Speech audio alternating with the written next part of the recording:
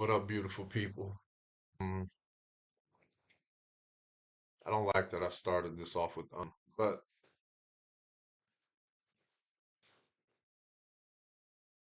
today my wife told me that I should speak to you all about what it means to be someone else's yes and just keeping your heart focused on faith, the journey, and to keeping that heart of yours open, as well as where my aggression comes from and why I'm so willing to present such a level of aggression consistently and stand on that. And why do I believe in this aggression that I have? Whether it's passion, frustration, whatever the case is in that moment. So I want to start with the aggression part and then we'll come back to being someone else's yes.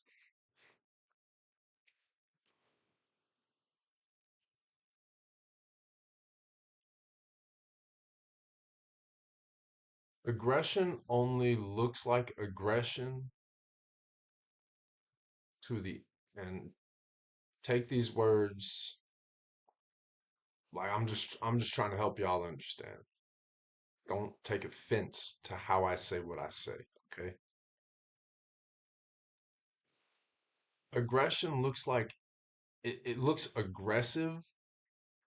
I guess you could say passion looks aggressive, but nonetheless, because I'm an aggressive person, aggression seems overly aggressive to a couple kinds of people. To the oppressor, they look at it and they go, "Oh, yo, that dude is aggressive. We need to go ahead and get him out. He can start a revolution." Da, da, da. Or to the ignorant, to those who do not know why the aggression has to exist in the first place, why it exists in the first place, it doesn't have to, but why it does, you'll never be able to understand why somebody would live with that aggression in their heart and not be willing to absolve themselves of that aggression. And let me give one relative example because we're and have always been in a time of heightened uh police interaction, engagement, and with everything going on right now, we're at a super heightened era of just policing and their involvement. And so let's speak to the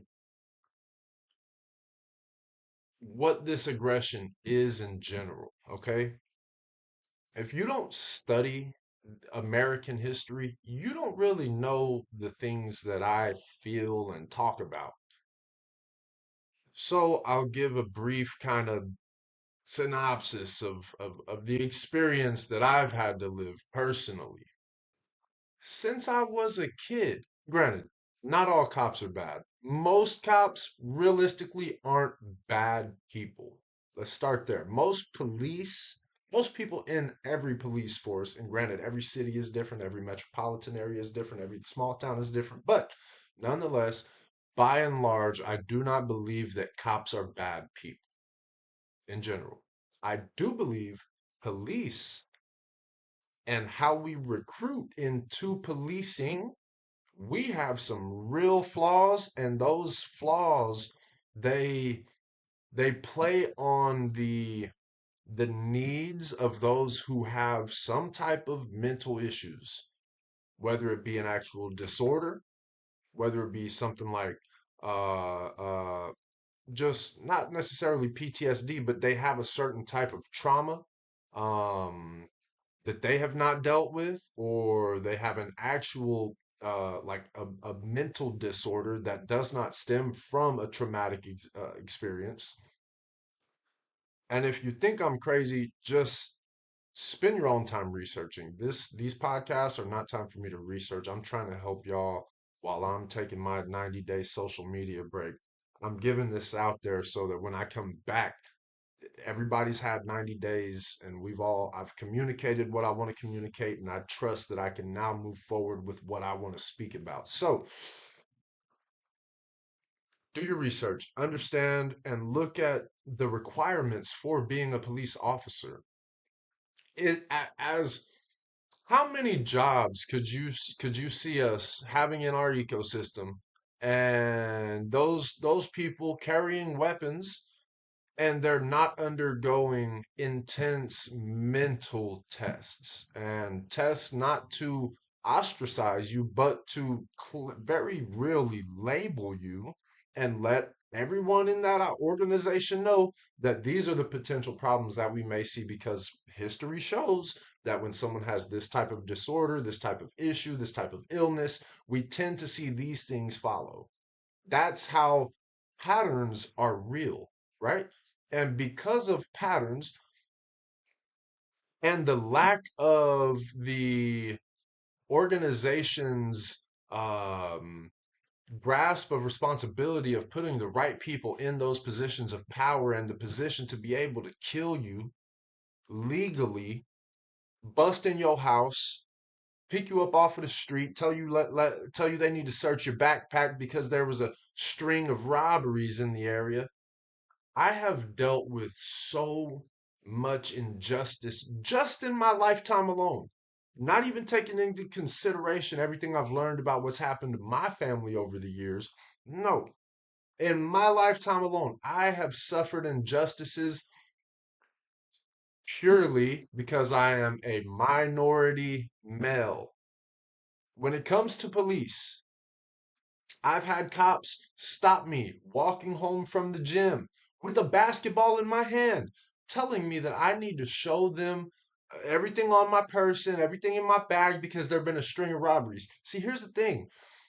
Had that cop caught me with weed or with alcohol or with anything I wasn't supposed to have, right? They would have arrested me for the thing that I wasn't supposed to have that had nothing to do with this fake string of robberies. There's no string of robberies in Coppell like that. That's not real. Guess what? You know why? Because we would have known. We would have known that these robberies were happening in our neighborhood. I was walking in my neighborhood, technically across the street from my neighborhood, but I was in my place. I was at the crib, and the cops pulled up on me. That didn't only happen once; it happened 3 times, different occasions, different settings. One time I had a basketball in my hand. One time we were just walking. Another time I think we were crossing the street. Did I get arrested? No. People would want that to be the outcome that brings me to the result of being okay with what happened. No. That cop should have never had it in his right mind to sit there and lie and try to pull over a young adult, a kid, at some of these instances, and try to make a case because he don't got nothing to do because he's a freaking police officer in Coppell. The only thing you have to do is freaking get people speeding or find somebody that you hope they got something wrong with their current situation, and then now you have an opportunity. So this wasn't the only time. I'm not going to get into one of the situations where I did get arrested. That situation, the cops were actually cool. Guess what? They just stole all the evidence. So my arrest should have never even happened. Why? Because y'all should have never hired police officers who were going to steal the evidence. Then we go all the way back to this. The arrest should have never happened. It ended up not being on my record, but I think I was like 19, 18, 19. This was 12 years ago. The cops arrested me, and everything that they put into the file or whatever it was, everything was gone. All evidence was gone. So these police officers took that evidence that was illegal for me to have, and they took it and they kept it. Do y'all realize why that warrants aggression? Do you not? Do you? Okay, hold on. Hold on. See, this is what I'm trying to help y'all understand. I'm not trying to speak to you like I'm frustrated with you. So, in general, It's not that you don't understand or anyone doesn't understand that. It's that people don't care. People don't care. Let's be very honest about this. People don't care. And because people don't care, my aggression is going to keep me where it needs to keep me. Because guess what? If I'm walking the street and I don't know how, I'm not trying to give and portray situations of violence, but that's really the only way I know how to make it not justifiable by any means, but make people understand the gravity of this stuff, man. The gravity of you've got off-duty police officers who walk around and act certain kind of ways because of how they're taught they can act in their police uniform. And you've got a lot of great off-duty officers that save lives too. That happens too. But nonetheless, now that we're getting into we're getting dangerously close. We're getting dangerously close. And I'm gonna tell y'all right now, I am not no bootlicker. I ain't never gonna lick no boot.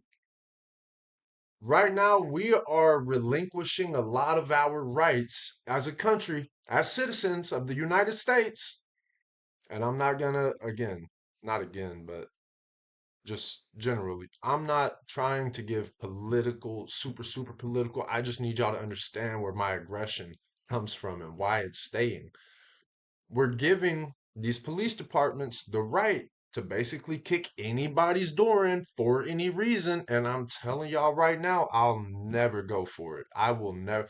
That Constitution is what the Constitution is for a reason. And I will not relinquish any constitutional rights because we have this circus, this circus of government and policing that we have going on right now.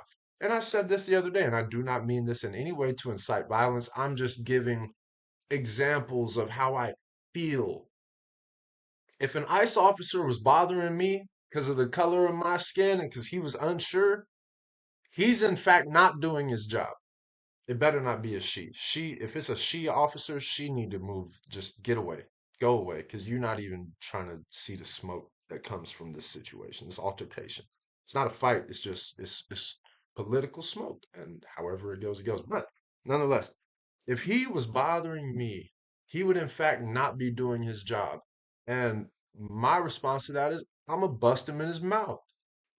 It's an in the moment situation. One, I probably maybe I would, maybe I wouldn't. I don't know. It depends on how they handled it. But the other side of that is I could just let them take me to jail. I could go through this whole process, hopefully get them to ship me off to Ecuador or something like that, and then, eventually come back to this country for millions and millions of dollars. But between those two very real polarity, or not polarity, but extremes,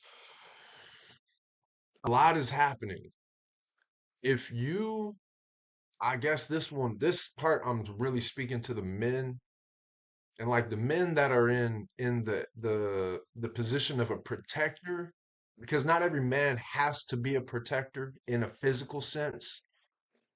But if you are a man who, in a physical sense, is in a protector role or is just a protector of the people in any form and fashion, you do not have the luxury of thinking that this is all sweet from a legal standpoint, from a physically capable standpoint, from a mentally capable and ready standpoint, and from a faith standpoint. Because if I did not believe that God had a plan for how all is unfolding, I would have crashed and burned about 2 years ago, 3 years ago, maybe, even in my time away in my faith.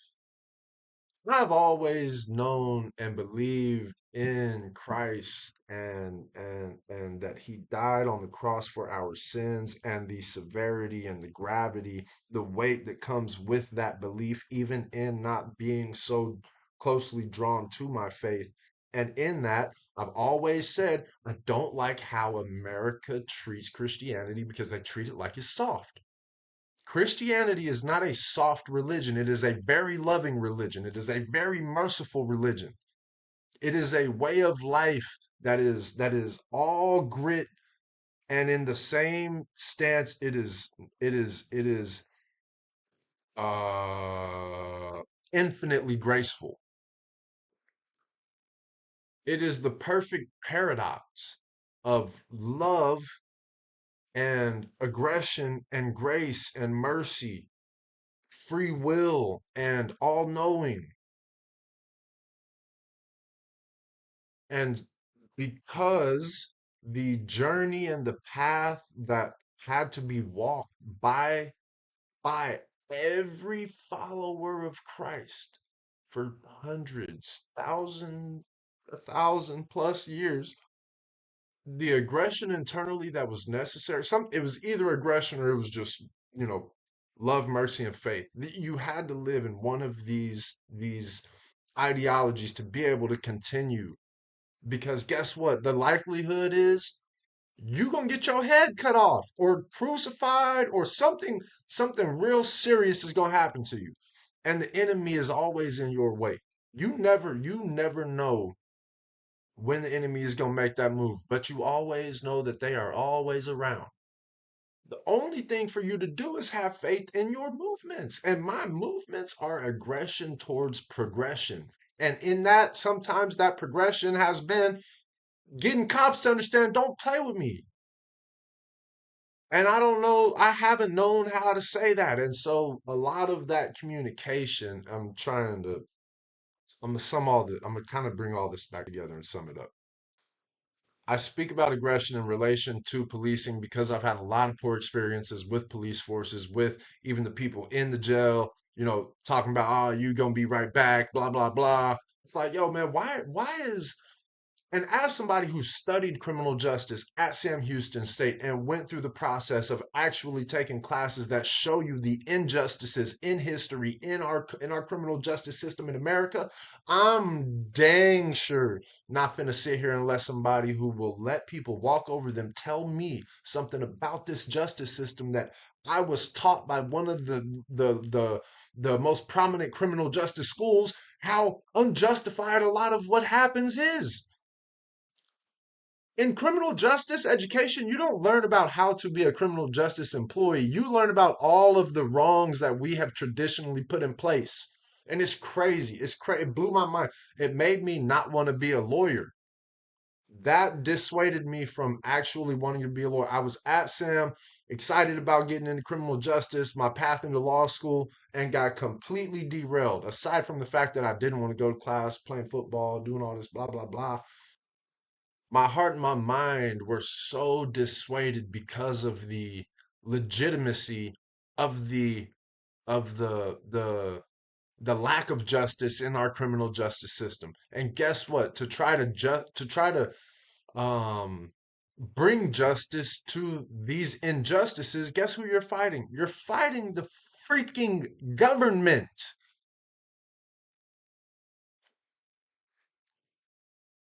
How does that not make you want to be an aggressive person? How does that make you not an aggressive? And granted, I'm an aggressive person from birth. I'm a protector. I'm not a coddler. I'm not a nurturer. I'm not even naturer. I'm not neither of those. I am in fact a protector, and I have a very real aggression towards progression. I cannot sit still and watch the same problem keep reoccurring and keep my mouth shut. It just don't work for me. It don't work for me. And a lot of this brings me to tears a lot of times. A lot of times I legitimately I fall to my knees in tears and pray. Lately it happens a lot because I don't know what to do except talk right now. Except talk. That's the only thing I feel I can do that is going to improve the circumstances of understanding.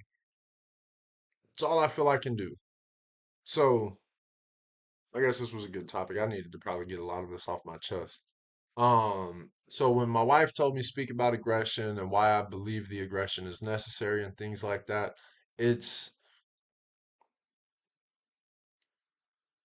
it's because this aggression, if managed properly, can lead to a life with less worry. And I don't know when the time period comes where the shift happens. I just know that aggression towards progression is going to lead into obsession, which leads into obsession of progression, which leads into progress. Obsess over progress, you will inevitably see progress, but the obsession has to exist. And that obsession you're not able to acquire obsession through passive intake and passive output. Confrontation is necessary to change anything. Confrontation is absolutely necessary if you are going to make any type of impact.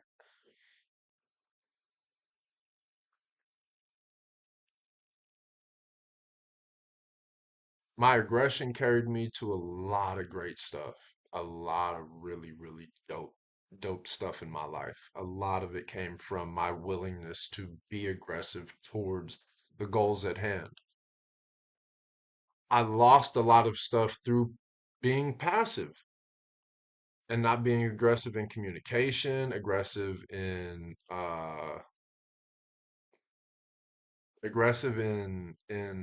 even in just the belief. And so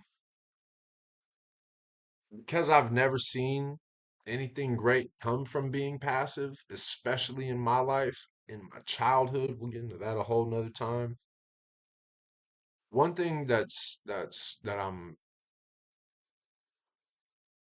kind of growing through is that I honestly I love talking, but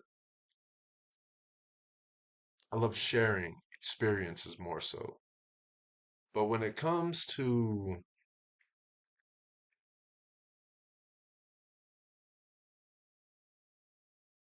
what I say these days and who I say it to,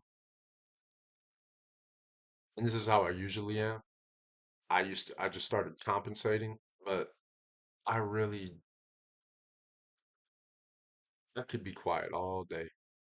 Talk to my wife here and there. I could be quiet all day. Talk to people at the church when I'm serving, but I could be quiet all day long.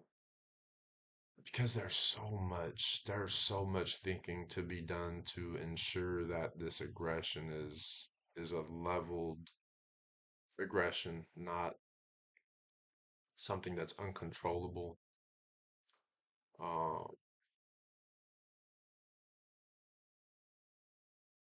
and not everyone needs to have this type of aggression exuding from them. I think we all have roles to play, really real roles to play.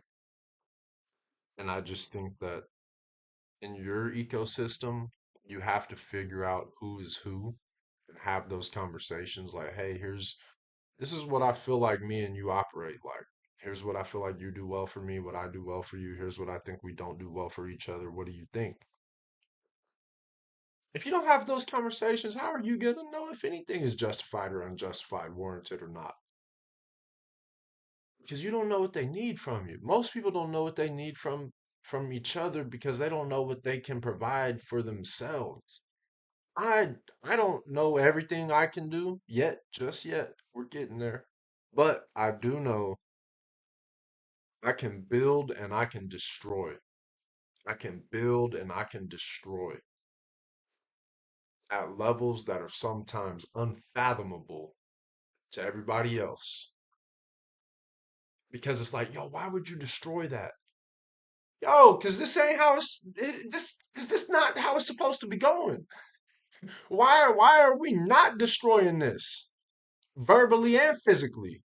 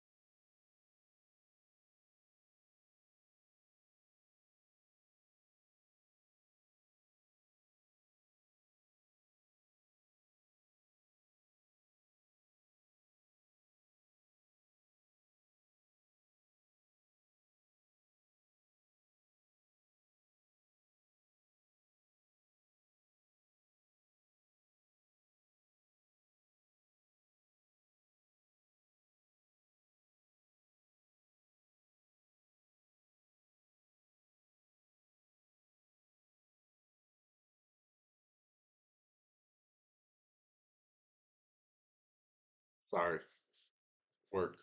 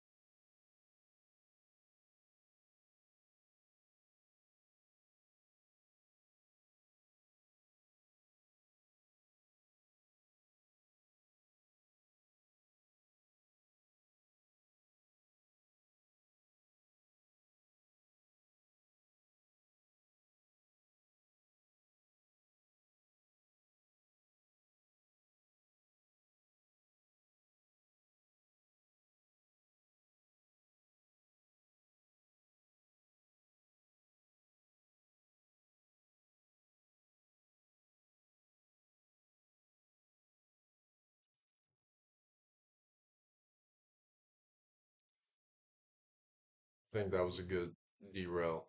Um, because now I completely forgot what I was talking about. But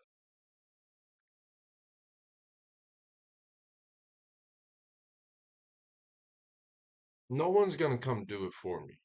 This is something I know to be fact. No one's doing anything for me. So I cannot walk this life passively. I'm somebody that does not I can't get corporate jobs very easily unless it's a sales position.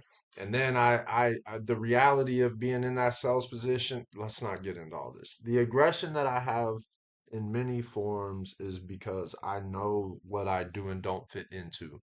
And in knowing what I do and don't fit into, it's not that I'm not trying to compromise. Compromise. Yeah, it's not like I'm trying to compromise or I don't want to compromise. It's just that the compromise never works. It never works. Compromising out of a passive state of mind does nothing for anybody. Nothing. And so I know that I would rather be misunderstood and aggressive than walked over and be passive. And so I'm learning though, you can be aggressive and quiet. And that's what I'm really mastering, right? Is what do I even let come out of my mouth? Because sometimes it's not it's really not worth it. A lot of like some of these meetings and stuff I'd be going to, it's not worth it. There's nothing coming from this. And the more you allow I said going to, a lot of the stuff I used to allow myself to do, there was no point in it. Maybe I was making some money. That's not enough right now. That's not enough right now. The money is coming. The money, trust. The money is on its way. It's just taking a little bit longer to hit our accounts than it hit the other accounts. That's it. And when you know that, you can walk with that aggression, with that passion towards your purpose. I'm not, look,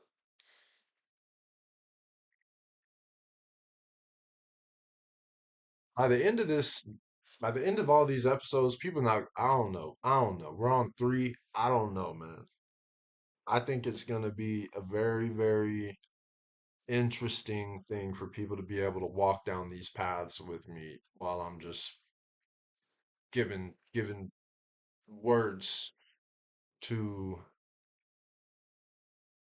some of these situations and just thinking through all this. Like this is basically my form of therapy right now. And no, I don't want anyone coming on here referrals for therapists. I don't want one.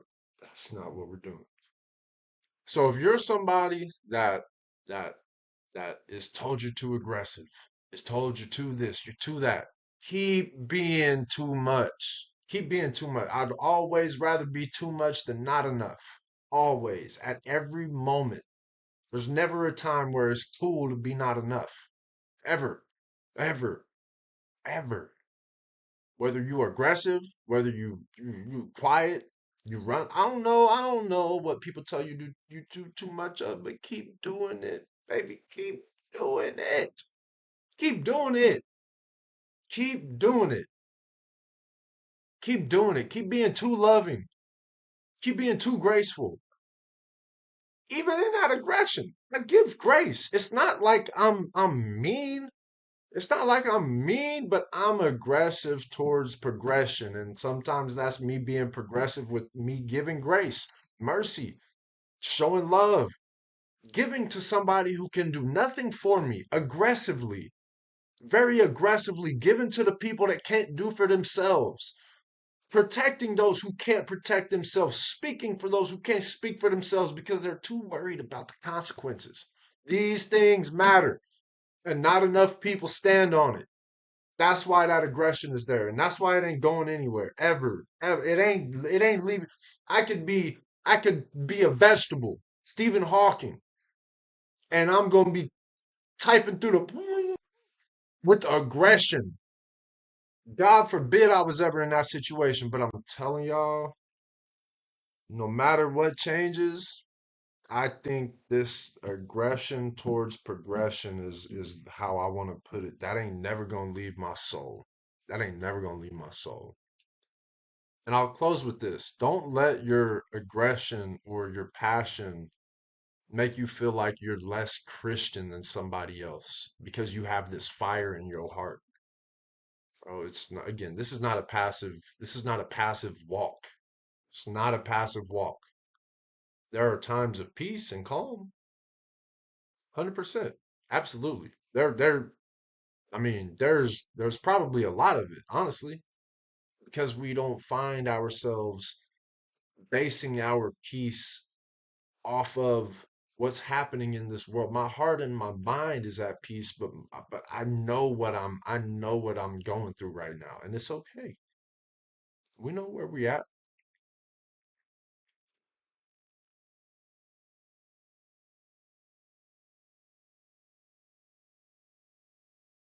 Don't let them die you down.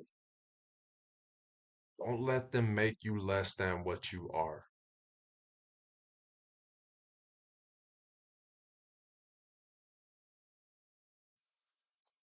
And then in regard to,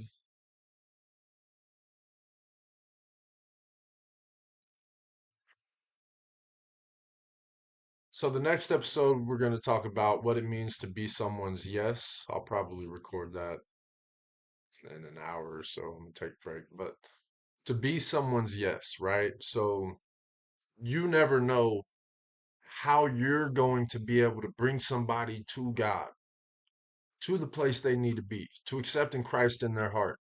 You never know who's going to be what for who.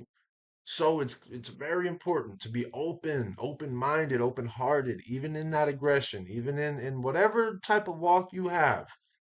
Keep your mind and your heart open because you never know how God is going to move you or move someone else to Him through you.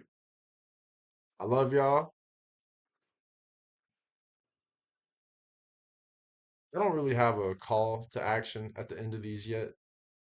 Still, I'm not going to go back and edit them either. So if you're here, I appreciate you being here. I hope you continue to watch the episodes, listen to the episodes, and yeah, I love y'all.